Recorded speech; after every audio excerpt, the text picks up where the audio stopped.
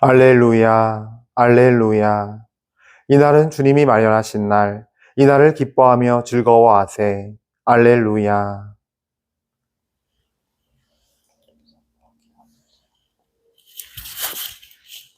주님께서 여러분과 함께 또한 사제의 영과 함께 마테오가 전한 거룩한 복음입니다.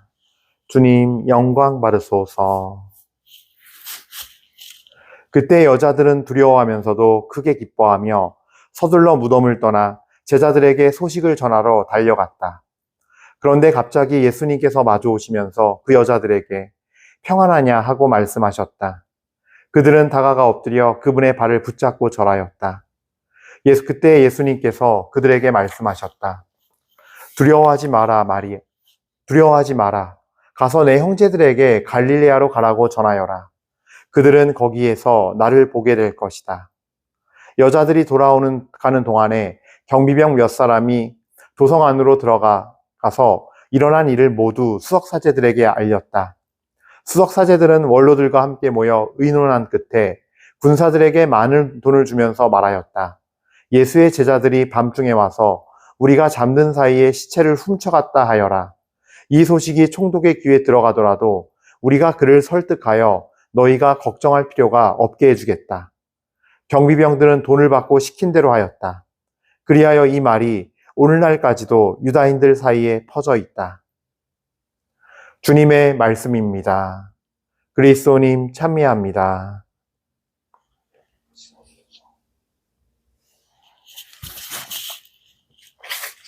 찬미 예수님, 사랑하는 우리 윤요 1830 교회 여러분들, 오늘 부활 8부 축제일 월요일을 보내고 있습니다.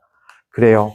이 부활식이 이제 또 뭔가 새로움이 좀 느껴지죠. 저는 좀 이제 감사한 것 중에 하나가 우리나라가 시기적으로는 봄이잖아요. 그래서 이제 막 꽃이 피고 뭔가 만물이 그 따스한 햇살에 막 강렬하게 막 변하잖아요, 세상이.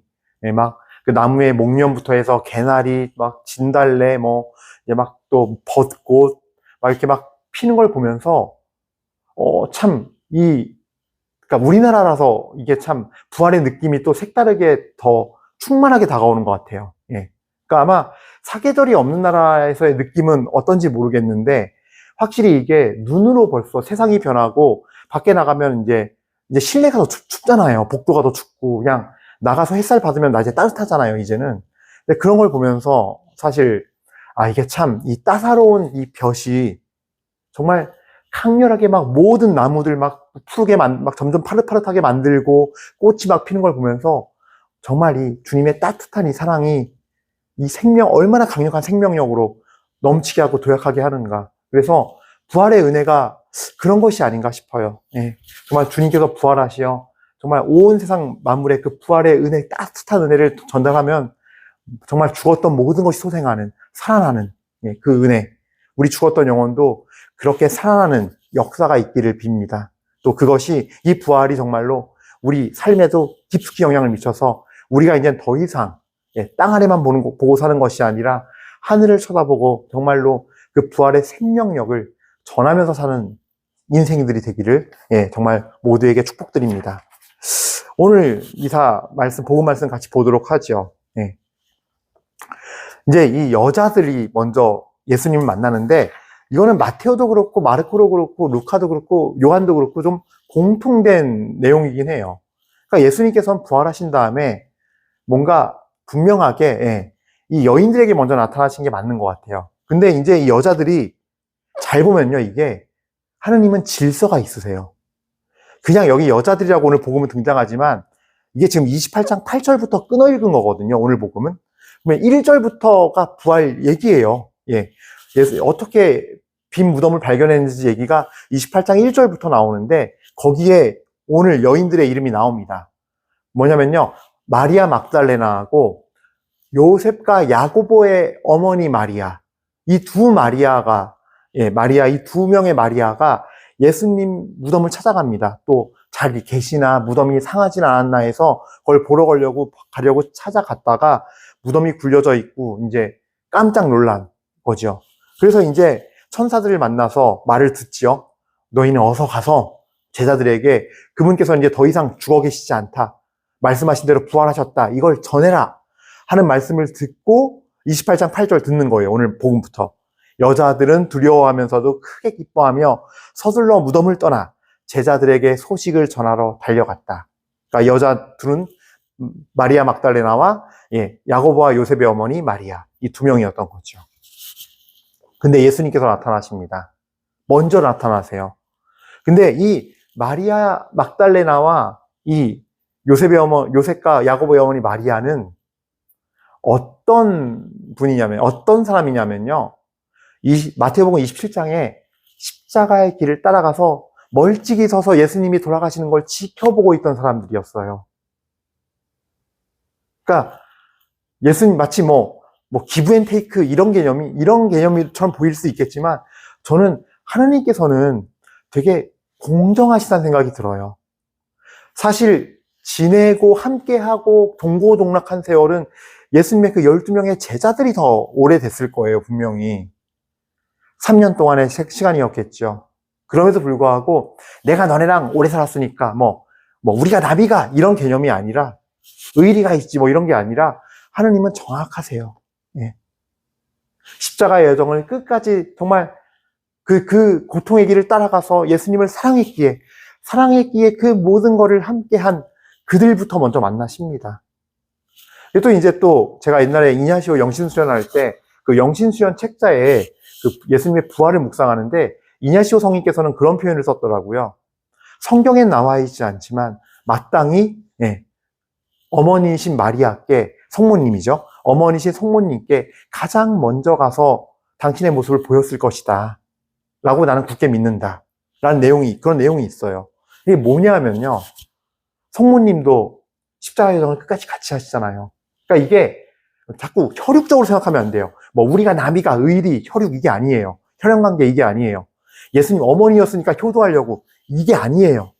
뭐냐 하면은 성모님은 정말로 하나님께 온 일생을 순종하시면서 하나님을 지극히 사랑하셨고 지극히 사랑하셨기에 아들 예수가 죽는 그 모든 장면을 아들로서의 단순한 모성애가 아니라 하나님을 사랑하기에 그 여정을 끝까지 따라가고 평생을 따라가면서 순종하신 분이에요. 예, 이게 중요해요. 혈육 관계니까 찾아간 게 아니에요. 전 이냐시오 성인의 말씀을 믿거든요. 아마 가장 먼저 성모님한테 가셨을 거예요. 부활하신 다음에. 예. 그러니까 근데 하느님은 질서가 있다는 거예요. 어떤 질서? 사랑의 질서. 예. 정말 끝까지 사랑하여 순종한 이들부터 먼저 모습을 드러내 보이신 것 같아요. 전 그렇게 믿어요. 예. 그래서 1번이 이냐시오 성인 말씀대로 성모님이었을 것이고, 그 다음에 그 길을, 정말 그 두려운 여정을, 저 여자도, 예수가 끔찍이 사랑했던 여자 아니야? 저 여자도 죽여 할 수도 있는 상황이었어요. 요한복음 보면 나오잖아요. 라자로로 죽이려고 그랬잖아요. 라자로까지도.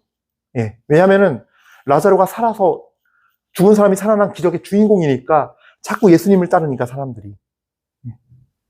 그러니까 요한복음 보면 그렇게 말이 나와 있는 거 보면은 예수님 말고도 어느 누가 보호받지 못하고 죽었어도 인간적으로 봤을 때는 이상한 상황이 아니거든요. 예. 십자가의 길을 쫓아간다는 건 그런 위험과 목숨을 걸고 따라가는 거잖아요.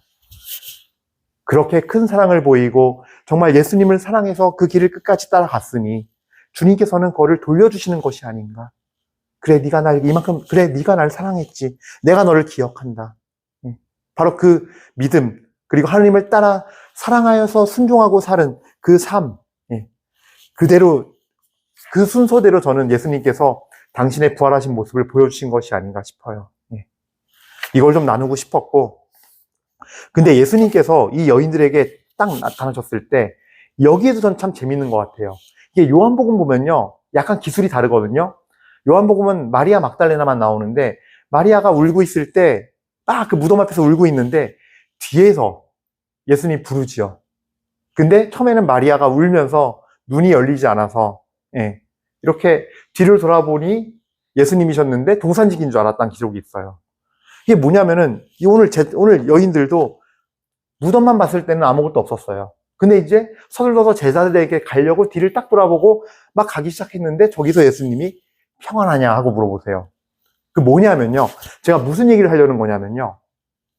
우리는요, 참 신기하게도 앞에 문제와 상황만 봐요. 예.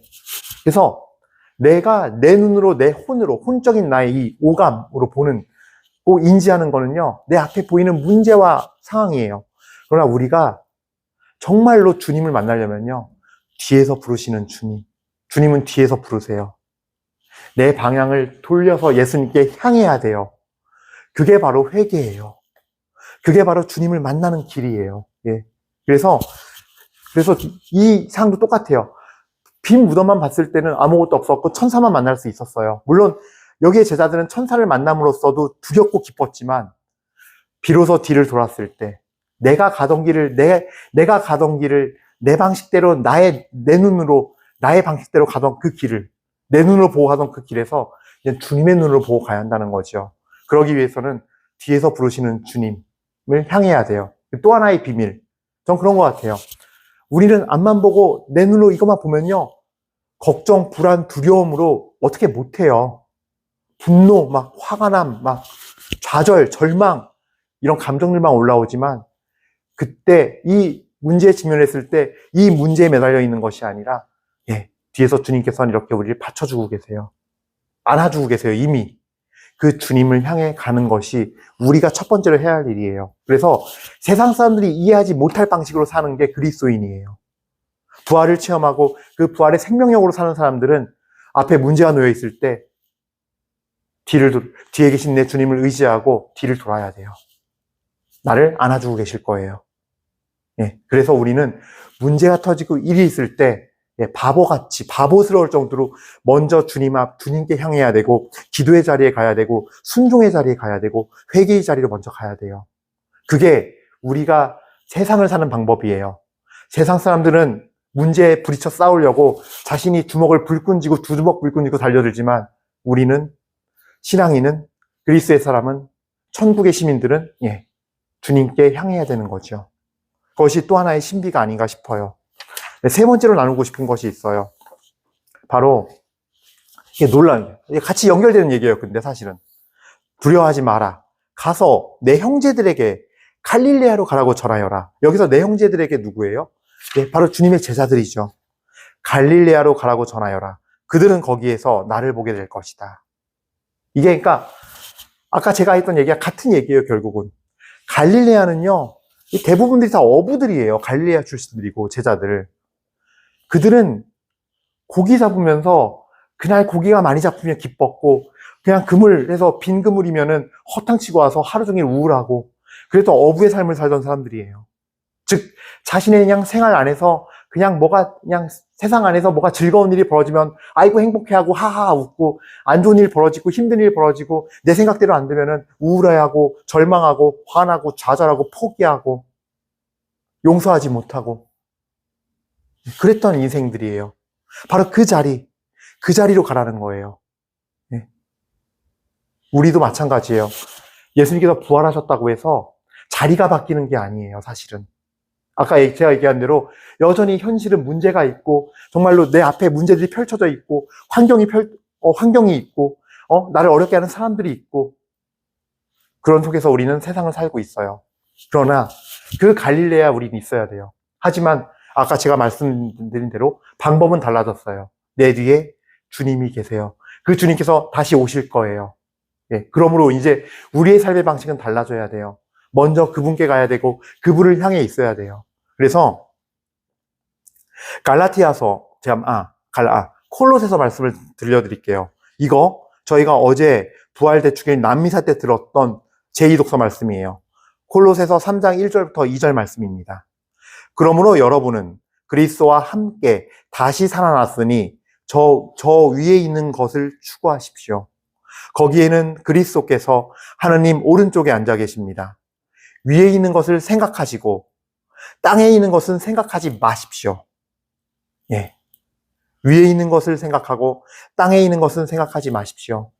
앞에 있는 문제를 보면서 좌절하고 절망하지 말고 내 혼적으로 막 감정과 막 이런 거에 사로잡히지 마시고 내 뒤에서 나를 부르시는 주님을 생각하십시오. 그 주님은 내 뒤에 내 편으로 나를 딱 안아주고 계십니다. 그 주님을 신뢰하고 먼저 그 주님 안으로 들어가십시오. 이것이 부활한 자, 다시 살아난 자, 주님 안에서 다시 살아난 자들이 해야 할 일이고 증인이 같이 이어야 할 믿음의 자세입니다. 예. 그래서 여러분들이 오늘 우리가 이제 계속 우리는 이 부활의 증인이라는 거에 계속 묵상을 하게 될 거예요. 왜냐하면은 예수님께서 강조하신 부분이 그거예요. 예. 다시 지금 내 형제들에게 갈릴레아로 가라고 전하여라 그랬잖아요. 갈릴레아. 바로 내가 복음을 전해야 되는 세속이에요. 그냥 세상. 지금 내가 살고 있는 나의 자리예요. 예. 저는 저의 사목 자리, 저의 삶의 자리를 말하는 것이고, 여러분들 마찬가지로 여러분들이 처해 있는 현실과 그 상황의 그 자리예요. 근데 이제 방법은 달라진 거예요. 예. 그래서 여러분들이 위를 보시고 주님의 증인이 되기 위해서 위를 보시고 내 것을 내어놓으시기 바랍니다. 부활에서도 여정은 똑같아요. 여전히 나는 정말로 주님 앞에 주님을 사랑하여 주님을 따르는 순종의 삶을 살아야 되고, 그러기 위해서 나는 내 것을 여전히 버려야 돼요. 예.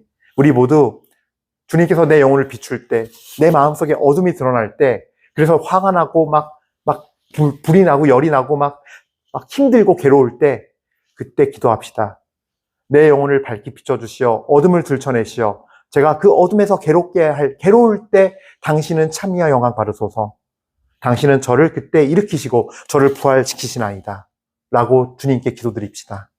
그래요. 오늘 우리 이미사 봉헌하면서 이제 우리도 갈릴레아로 갑시다. 그러나 땅을 보지 말고 위를 봅시다. 땅의 것을 생각하지 말고 위의 것을 생각하게 해달라고 하고, 위의 것을 생각할 수 있는 주님의 은혜를 구하면서 갑시다. 우리 모두 부활하신 주님의 생명력이 우리 모두에게 미치고 그 생명력을 우리가 받아서 다른 모든 이에게도 전달할 수 있도록 은혜를 구하면서 이미사 봉헌하시겠습니다. 잠시 묵상하시겠습니다.